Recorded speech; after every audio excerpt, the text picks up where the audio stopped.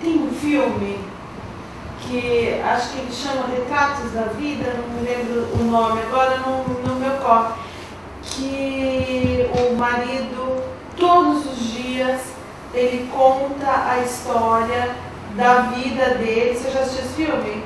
Não, eu assisti. É lindo, ele conta todos os dias a história, ela dorme e no dia seguinte ela não sabe quem é ele, não sabe quem é a família, e ele passou, assim, é uma coisa bonita, de doação mesmo, ele passou os dias dele ali contando a história, ela fala assim, revivendo todos os dias, porque todos os dias ela...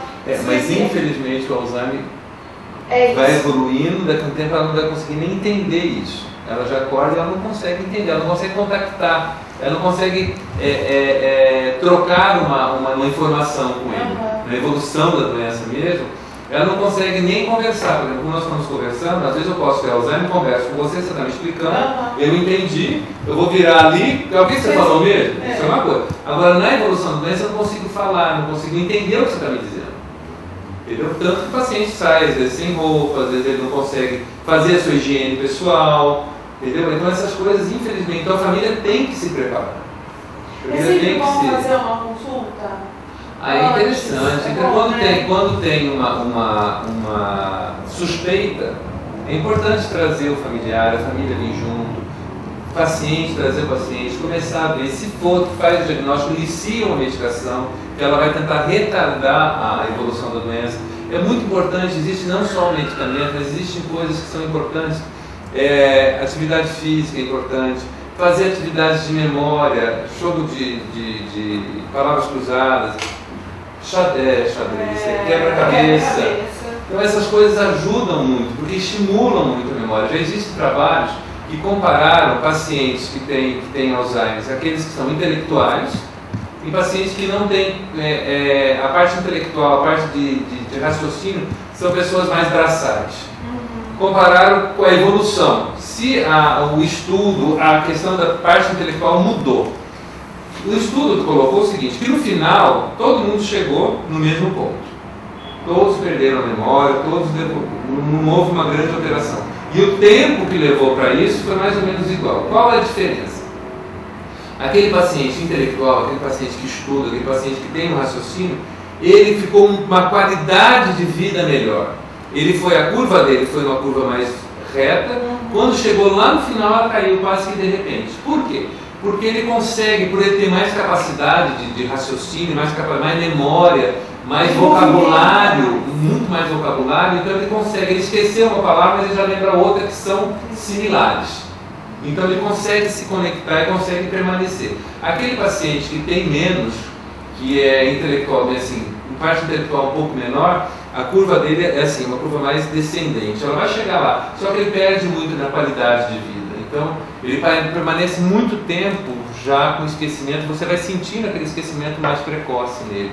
O outro não, o outro consegue se equilibrar e cai de uma vez. A gente vê muito no consultório, às vezes familiares reclamando que não tinham conhecimento disso, que não sabiam o que fazer com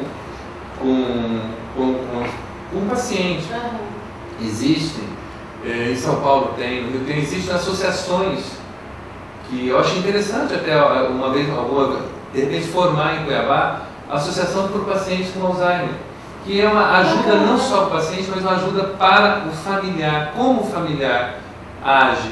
Existe assim, como existe essa associação. Hoje não tem essa associação. A Cuiabá foi colocado quando eu vim para Cuiabá, faz 10 anos que eu estou aqui, uns 5, 6 anos atrás, falou-se em fazer associação, mas eu vi que o negócio não foi muito para frente. E como que as pessoas teriam um ponto? Você poderia ser esse ponto de apoio? Assim, a associação normalmente não é o médico que pode ser.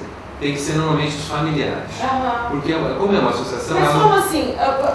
Você está colocando e a gente tem milhares de pessoas. Sim, o que acontece? O que poderia na própria fazer? internet, As pessoas sim, elas vão se reunir. Na própria tem que ter uma diretoria que vai organizar, um grupo de pessoas que organizam, tá? E aí eles vão organizando, existem associações fora, né? Que daí vão ter que aprender como que faz isso.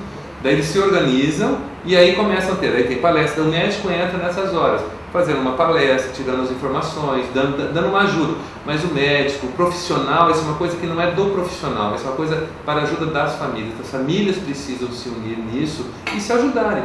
Como existe, por exemplo, a Associação dos Alcoólicos Anônimos. Eles se ajudam, eles têm os médicos eles dão apoio quando necessário. Se não, a própria família tem que, olha, eu tive um paciente com Alzheimer, eu tive um pai com Alzheimer, e eu fiz isso, é assim, olha, isso é assim mesmo, você tem que fazer dessa forma, assim, da outra vida, meu pai teve assim, minha mãe teve isso é interessante. Por exemplo, aqui nós temos uma associação do pessoal da esclerose múltipla, eles funcionam bem, é bem organizadinho, então, medicamento, eles conseguem, sabe por quê? Você cantar sozinho é uma coisa, você cantar um coral, a voz é diferente, né? E você consegue muito mais coisa. Então isso é interessante, eu acho que essa coisa vale a pena. Bacana. Doutor Bruno, eu ficaria horas e horas conversando, mas a gente tem que encerrar. E se você tiver alguma outra matéria que você gostaria de ver aqui, mande um e-mail para programadiversos@gmail.com e eu te encontro por aí. Programa Diversos. Oferecimento Labouche Boutique Sensual.